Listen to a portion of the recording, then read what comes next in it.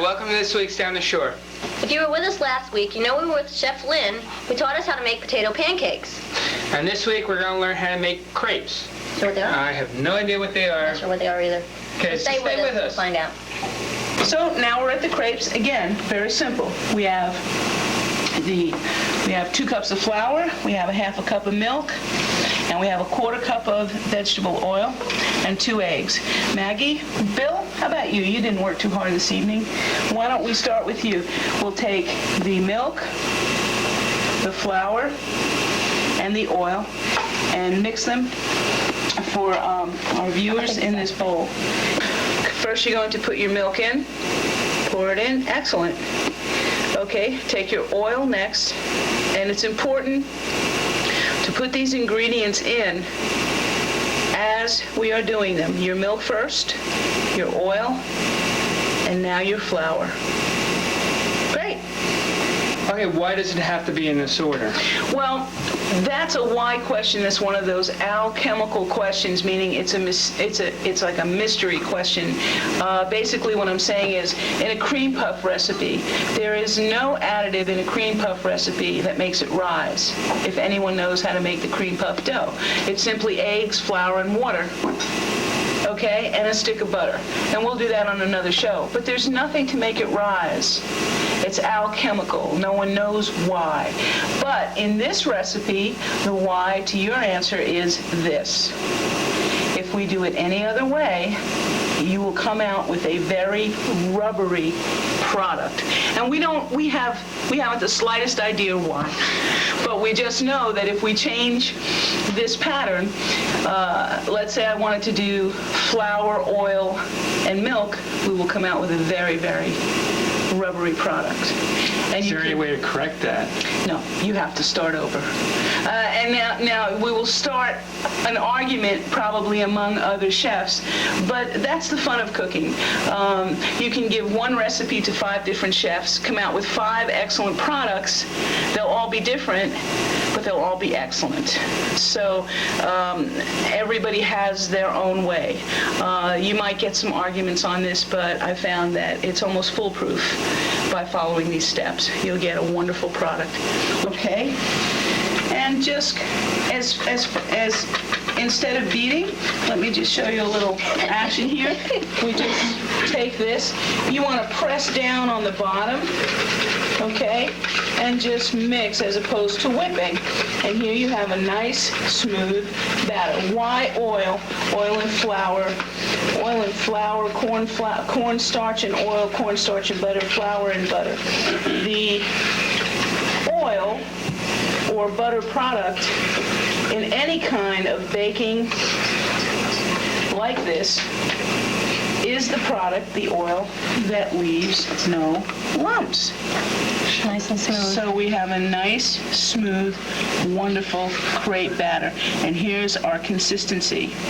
Okay? Again, if you're timing me, for those people who want to keep me to my word, we have done maybe 5 to 6 minutes. I think it's less, okay? One other thing, if you're doing a dinner crepe, you can add salt and pepper. If you want to do a dessert crepe, you can add a half a cup of sugar. So as we said before, they're very versatile. Now we're going over to the stove again. No, before we do that, we need to add our eggs. And I do want to show this to you. There are times when I don't have time to do it, but you always want to crack your eggs on the side and then place them into your batter.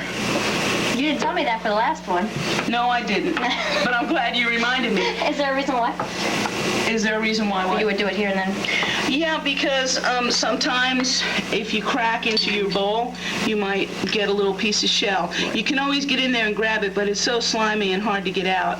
And That's true. once it's in your batter, you're not going to see it. I think next time I do my brownies, I'll do it that way. That could be why I've been really good lately, but like there were times when I used to just not crack too well and I'd get little pieces of shell in there. So now when I do my brownies, do it in a separate. So that's the little crunchy stuff that I've tasted in your brownies. I haven't done it lately. It was years ago. Never wanted to ask you about that, Margaret, okay? Bill, we're going to put you to work. And again, just press to the bottom, and as opposed to beating, a nice, healthy, masculine stir will do it until you come back to a smooth batter. And then we are ready to make our crepes. How's that look? How does it look, Bill? Pick up your, what is that? There you go. Soupy. Okay. That's why you want it, right? You want it not as thick as a pancake batter. You want it thinner than a pancake batter, which in actuality this is. The only thing it doesn't have is your baking powder or your soda to make it come up and rise. We're doing crepes, not pancakes, so I think you're just perfect there, Bill. Okay, you can That stop was now, excellent. Bill. You can stop now, Bill. And let's show our viewers what we have here. Okay? We have a very thin pancake batter. Notice the color is very similar. And we're going to go over to the stove and again, in a very short time, make some crepes, which everyone thinks, and it is, it's a very wonderful high cuisine dish, but it's nothing that any one of you out there can't do in just a matter of minutes. For your crepes, you need just a very light coating, if you can see that. I would say it's less than a teaspoon, maybe a teaspoon in this 10-inch pan. And it's rolling around getting nice and hot, which is what you want. You don't want to see smoke. If you see smoke, you're going to have to remove it and let it cool down a bit. Right now we're coming up nicely on the heat, and as I see the oil start to move, I will know that that is my cue. It's better. Okay, thanks, Margaret. You're welcome. I want to see how oil looks. Okay, let's look at this batter again, folks, and see how this is really a very, very, very pretty batter. Okay, now you don't want your crepes too thick and you don't want them too thin. Okay. So what you want to do is start right in the middle, as such, and you want to come around and down, and you want, as you can see, you want that batter to come all the way around. And we're not real finicky, okay, about, actually, I like the little finger effect. I think it's wonderful. I don't like something so perfect that it looks assembly lined. I think it has character. For those who want it that way, you can certainly give it a shot. If you have to have it that way, I prefer. For those perfectionists out there, right? Yeah, for those perfectionists out there, I think it has character like this. Again, if you notice, I do a lot with my hands. Basically, I have little or no feeling left in my fingertips, but and I mean I. Sound like an occupational hazard? Yes, I like it, and you can use anything in your house that is flat and comfortable for you. Everybody has their favorite utensil that works for them. I like this one. We can lift it. Again, we're looking for that color that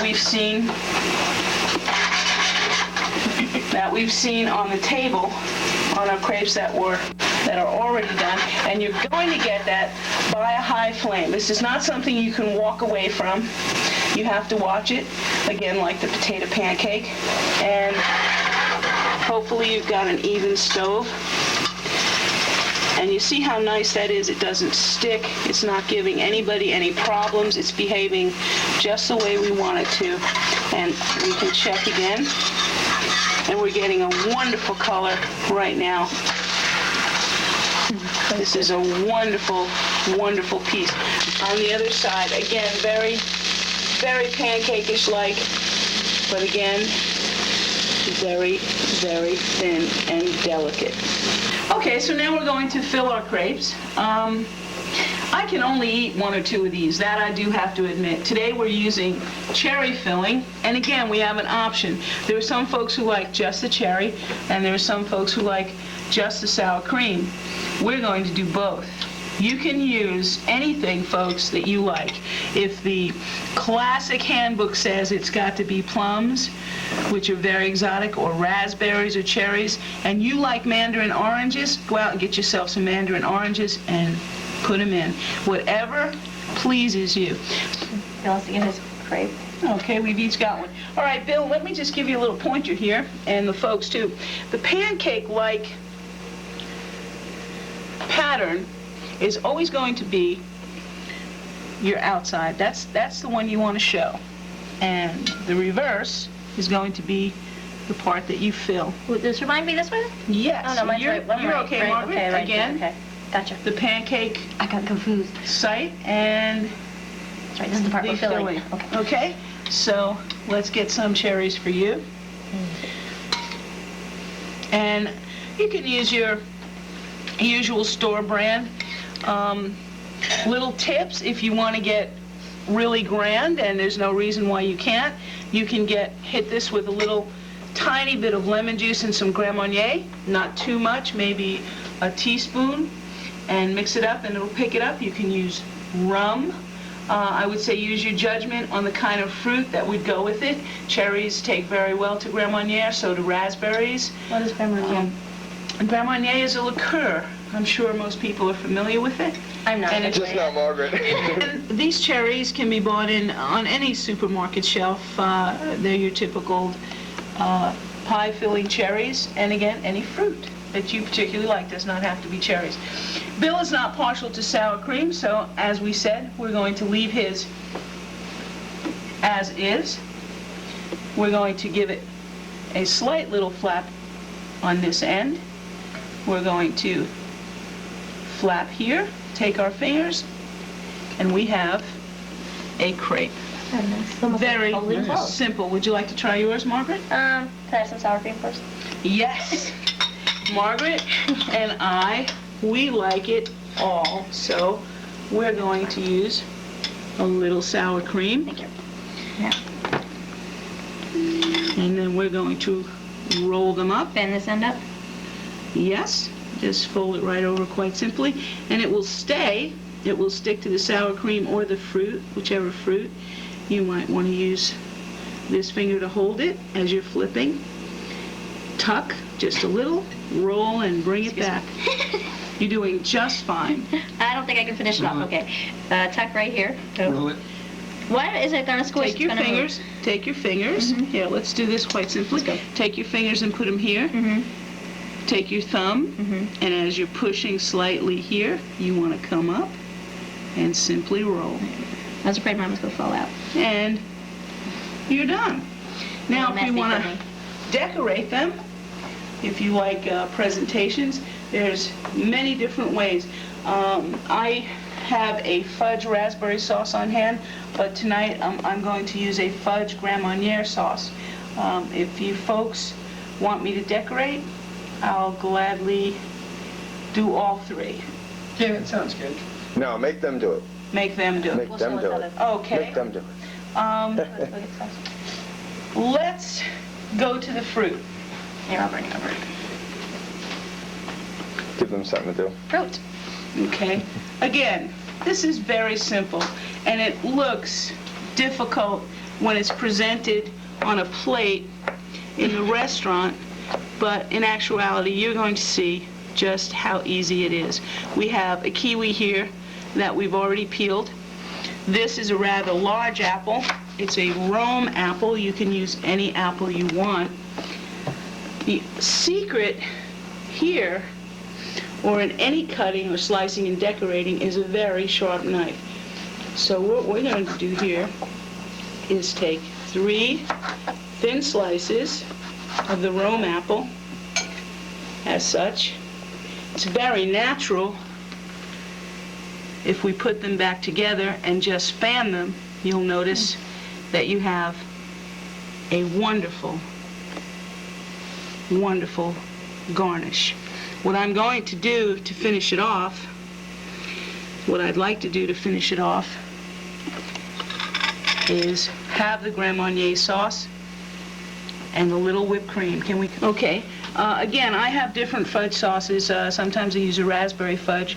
This is a Grand Marnier fudge, which unfortunately you folks cannot taste, but it is available on your supermarket shelves. Okay, and all you have to do is drizzle around our plate.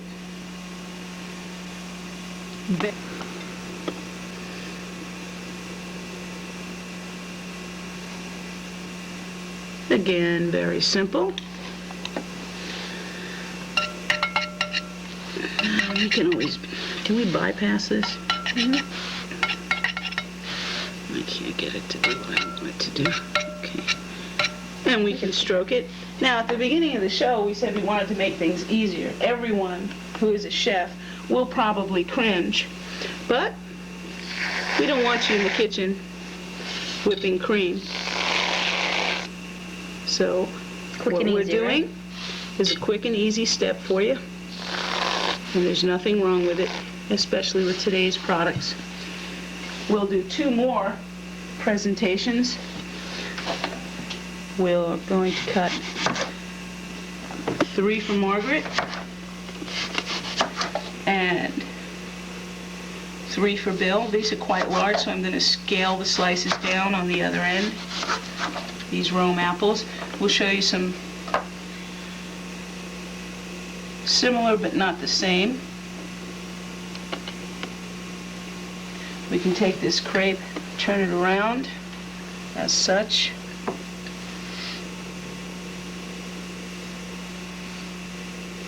You can place the apple on the opposite end, get a tighter fix on the red color.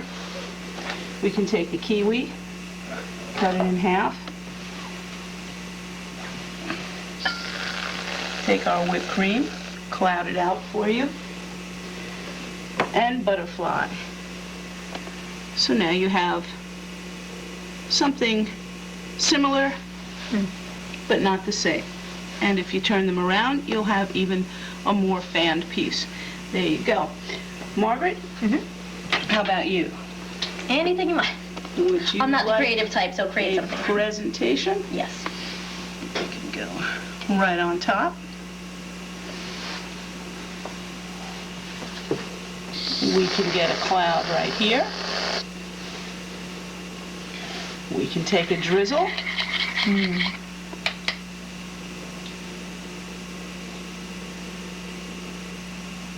I like that. I hear oohs and ahs. I hear oohs and ahs. Yes, I do. I like that. And you know, nothing in classic cuisine is rote. That's how we get a lot of our wonderful chefs, by trying different things. If you want to experiment, folks, you should go right ahead. And then we'll take our kiwi, we'll cut it in half, and we'll opposite and fan our butterfly again. So now you have 3 similar, but not the same. And there are your desserts. Very nice. Everything Good. quite simple. Good. We Would you like to partake? certainly will. And remember, you don't want your crepes to be rubbery. You want them to be thin.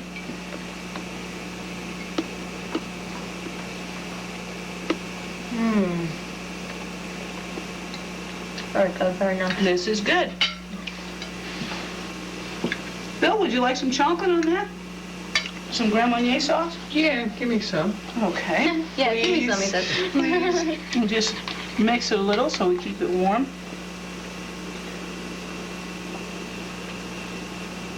Yeah, the fudge sauce tastes really good. After the fact, I took a chunk out of it already.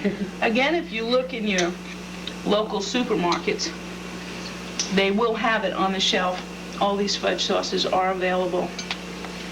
Get creative. Don't be afraid to try new things. And thanks for being with us. Well, Linda, these were very good. We appreciate your time, and I hope everybody learned how to make crepes and that they'll use them at their next dinner party. Thank you very much. Thanks for having me, Margaret. Thank you. And thank you, Bill. And I just wanted to add one other thing, ladies and gentlemen. Two things, actually. One, never trust a chef in a clean coat. Got it? Okay. And the other is my partner and associate, Nina Myers, has a lot to do with these recipes. She helps me perfect them. She adds a lot to seasonings and textures, and I draw a great amount of information from her. She is a wonderful person, and thanks for having me. Bye. Bye, everyone. Bye. Well, that's all the time we have for this week. If you would like to write us, You can send your letters to Down the Shore, P.O. Box 607, Seaside Heights, New Jersey. 08751. See you later. We'll see you next week. Bye. Nobody wants to say the first goodbye.